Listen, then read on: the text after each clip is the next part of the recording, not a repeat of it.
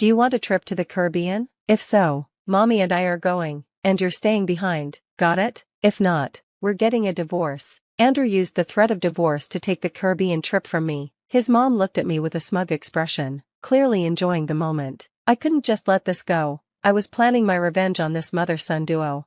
My name is Leland. I'm 32 years old, and I'm just an ordinary working mom at a company. Andrew and I have been married for 2 years. I met him through a mutual acquaintance, and he was 2 years older than me. I never really liked dating during college, and I only had a few relationships after I started working, none of which led to marriage. When I turned 30, my parents got worried and started looking for potential matches for me. Andrew seemed calm and caring, and since I value my family, I was drawn to how he cared for his parents. I thought maybe we could make it work, so I decided to marry him. Everything went smoothly, and we became husband and wife. It was a happy time.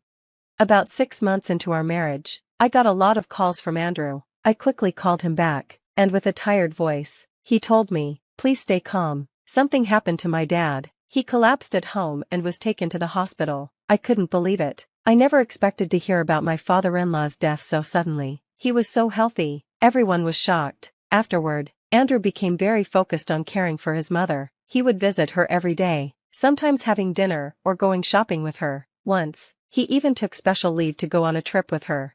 It wasn't that he neglected me, but whenever our plans conflicted, he always chose her. "Sorry, Leland. Mom just called and wants me to come over, but we were going to see a movie today. She really wants to go shopping," he would say. I was upset. "We had planned this a week ago. Can't you go to the movie alone?" he asked. I reluctantly agreed, but inside, I was angry. Why was I being blamed? Isn't Matilda the one being demanding?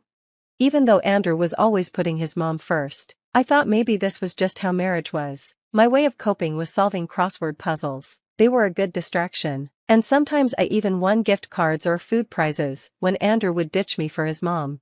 One day, I won a pair of tickets to the Caribbean. It was the biggest prize I'd ever won, and I double-checked my win several times out of excitement. The tickets required me to specify who would be traveling before contacting the airline. The first person who came to mind was Andrew, but I wasn't sure. Andrew often traveled with his mom, Matilda, and if I suggested going together, I had a feeling she might want to come along.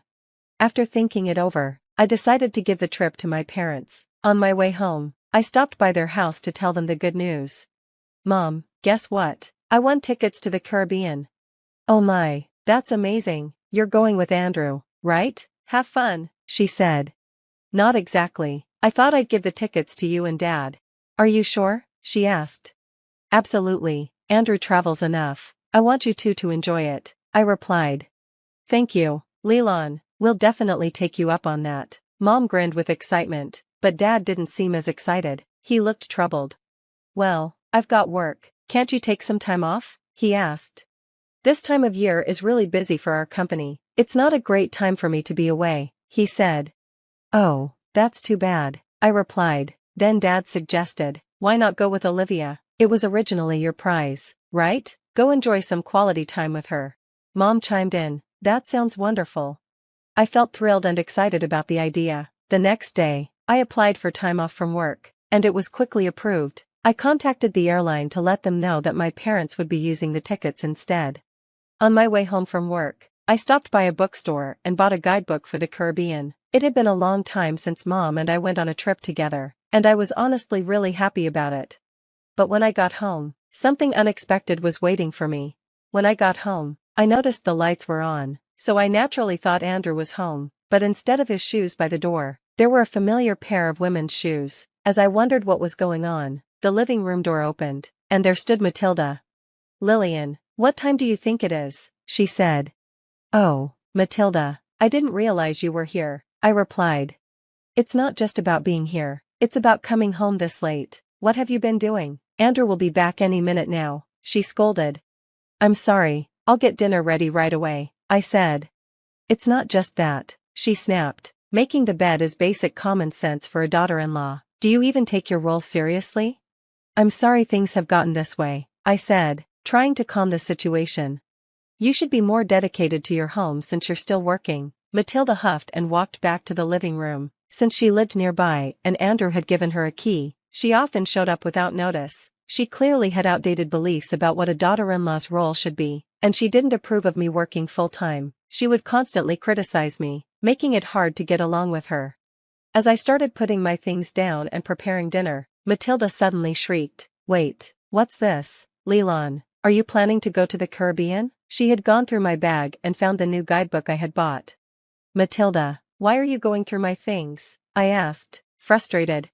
"That's not the point. What's this about going to the Caribbean?" she demanded. "I won the trip in a sweepstakes. I was planning to give it to Mom," I explained. "I haven't heard anything about this. Why would I need to know?" she retorted. Before I could respond, Andrew walked in. Matilda immediately rushed to him and pointed at me, accusing me. "Andrew, listen to this. Leland's been so inconsiderate," she said. "What happened, Mom? Did Leland do something?" Andrew asked, confused. "You believe she would win a Caribbean trip and plan to give it to Olivia without even consulting me?" Matilda said, looking shocked. "What Caribbean trip? This is news to me too," Andrew added, glaring at me. "What's going on?" "It's simple. I won the trip and wanted to give it to my parents, but since Dad can't go, I thought you could go with Olivia," I explained. "So, you're going with Olivia instead of me?" he asked, sounding frustrated. "Yeah, what's the big deal? You always travel with Matilda," I said. "It's not the same. Mom and I only go on domestic trips. We haven't been abroad in years," Andrew said. "How can you decide this without asking me? It's my prize." "Why should I ask you? I won the trip," I replied. Andrew slammed the table, cutting me off. "You're getting too bold for a daughter-in-law. Me and Mommy are going. You'll stay home." I couldn't hide my disgust at how he referred to her as Mommy. "Hold on, this trip is for me, not you. If you're not happy, let's just get a divorce," Andrew said. Divorce? I couldn't believe what I was hearing. He was threatening divorce over something like this. I was furious. "I won this trip fair and square. I've already decided to give it to my mom. Just pick up on the vibes for once. Mommy wants to go. Where does it end with you always prioritizing Matilda? You never think about how I feel," I shot back. "I don't care how you feel. This trip is for me and Mommy. Stay home and be good," Andrew said coldly. I felt my feelings for him rapidly fading. It was clear that I was less important to him than Matilda. I couldn't keep dealing with this ridiculous mother-son duo. I calmly said to Andrew, "Fine, do as you wish and enjoy your trip." "You should have listened from the start," he snapped. "Suit yourself, always talking back." The kind Andrew I knew was gone, and in his place was someone I didn't recognize. Meanwhile, Matilda stood there, smirking triumphantly. I decided that I couldn't stay in this house while they went on their trip. I resolved to let Andrew and Matilda go on the trip together. The next day, I contacted the airline to let them know about the change in travelers, Andrew and his mother. However, when I contacted the airline, the operator replied in a concerned tone, "I'm sorry, but we cannot change the registered participants once they've been confirmed." "Is that so?" I asked. "Yes, furthermore, this airline ticket requires the actual winner to travel with the person. If your husband and mother-in-law are going, the ticket will be invalid," the operator explained. "So if I don't go, the ticket has no value?" I asked. "That's correct. Please review the documents we sent you for this specific condition," the operator replied. When I looked at the documents I had received, it clearly stated that only the winner could use the ticket, and it couldn't be transferred. I explained the situation to the operator and decided to decline the trip. I didn't want to tell Andrew or Matilda, so I planned to let them travel at their own expense. That night, when I got home from work, I casually mentioned the trip to Andrew. "Andrew, about the Caribbean trip," I said. "Yeah, you contacted the airline, right? Saying that Mommy and I will go?" he replied. "I did call. Here are the winning documents and the tickets. I just need the tickets," I said. Andrew barely glanced at the documents. "I won't read the documents. There are detailed instructions in those documents. Considering it's an international trip, I think it would be wise to read them," I advised. "We don't need to. Mommy and I know what we're doing. We're efficient. Unlike you," he said. "Fine, whatever. I'll leave them here just in case," I said, knowing he wouldn't bother reading them. As expected, Andrew didn't look at the documents and went on with his day. When the day of the trip arrived, I confirmed that Andrew had left, packed my bags, and headed to my parents' house. While I was unpacking, I got the call from Andrew that I had been expecting. As soon as I picked up, he started shouting, "Hey, what's the meaning of this? They said this ticket can't be used." That's right. If the winner doesn't go, the ticket is invalid, I explained. What? Why didn't you tell me something so important earlier? He yelled. I did tell you, remember? I even suggested you read the instructions, I replied calmly. You mean it was written in those documents you gave me? He asked, realizing his mistake. Exactly, it's your fault for not reading them, I said. This is absurd, so how are we supposed to get to the Caribbean? Andrew asked, sounding panicked.